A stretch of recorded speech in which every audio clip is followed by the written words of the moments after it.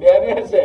કલાકાર ભૂવો છે અને કલાકાર પાછો ભૂવો હોય એટલે તો પાછો એને ધૂણી ગઈને રેગડી ગાવાની. એવું તો મને નહીં આવડતું.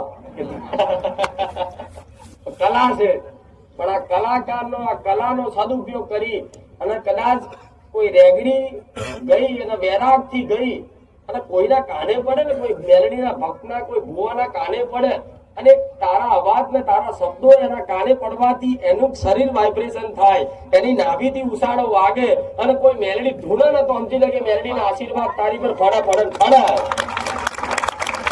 એક ટકો એવો મારે બેઠેલી બધી માતાઓ ધૂણે, એક ટકો એવો માર કે બેઠેલા જેના કોઠે મેલડી આવે છે એ આકોટા કરી મેલડી ધૂણે એવો ટવકો માર અને મેલડી જો કદાચ મારા તો આશીર્વાદ પડે, બધી માતાના આશીર્વાદ ના લાવતો મેલડી ને. હું બોલાવું છું માતાઓ આવશે પણ તું ગા.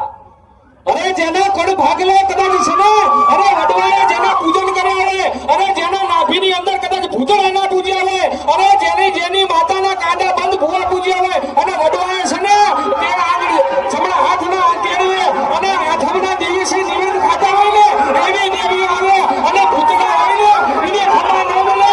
બાકી જગતની માલમાં હું મેરડી બોલાવું અને પૂજન હોય અને ખોડિયાર હોય અને કદાચ ડાળા ગણમની દેવ હોય અને જો આઈન ખબર ના કેલો તો ગરીબની માલમાં બેઠેલી ગોખલામાં કોક મેરડી નહીં એ ભૂતળા પૂજ્યા હોય મારા નાગરી દેવી આવી હોય.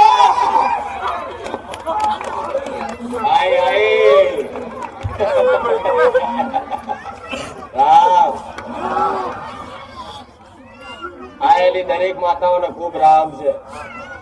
રમાડજો તમારી માતાઓના હવે થઈએ રુદીએ.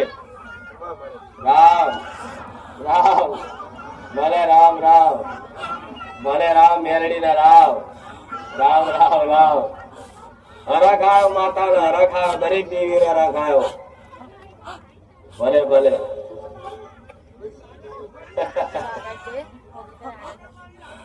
ભલે ભલે રામ રામ. જો આ એક સાનિધ્ય છે ને, બધા ધૂણવા વાળા છે પણ એ તમારા ધૂણનો ક્યારે મજાક થશે? કોઈ માનવી થાય, કોઈ માનવી ધૂણવા જાવ તો કોઈ તમારો મજાક કરે, આ તો ખોટું ધૂણે છે, નાટક કરે છે, ધતિંગ કરે છે. પણ મારા સાનિધ્યમાં તમારા ધૂણનો ક્યારે મજાક થાય?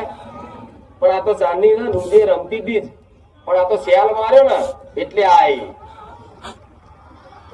અને આ તો મારે નહીં ટંકો પાડવો, નહીં તો નહીં, જે નહીં ધૂણતા ને એને ધૂણાવું એ માતા છું. પણ ટાઈમ